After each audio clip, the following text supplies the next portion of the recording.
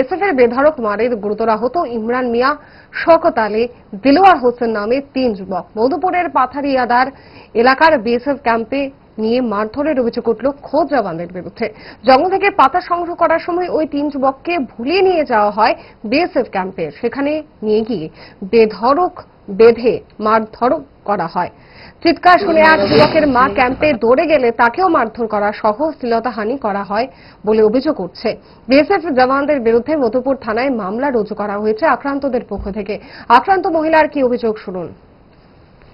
আমার চলে গেছে পাতা কাটতো, আমার স্বামীর কাছে গেছে, তা আমি একা পাতা কাটবো কিনে তুই কড়া পাতা কাটতে লই আমি ধরেছি রোজা রয়েছি আমি একটা কাটটা আমরা জায়গাতে বাস করে পাতা কাটটা লই পোলাটা গ্যাসে করে হঠাৎ করে চিল্লানি হয়েছে।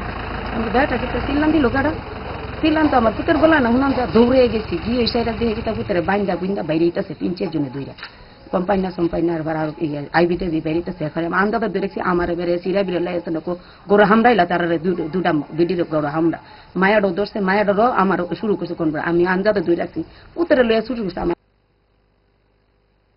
ওই মায়ের তো হুদ্দু দি ফুলাবে না পাতা কাটতে গেছি হুদ্দু দি কোনো অনার্থ। ভালো খাবার দেখে অম্বলের কথা মনে পড়ে, তার সমাধান তারা 5 দশক ধরে গ্যাস, অম্বল ও পেটের সমস্যার একমাত্র সমাধান গ্যাস নল।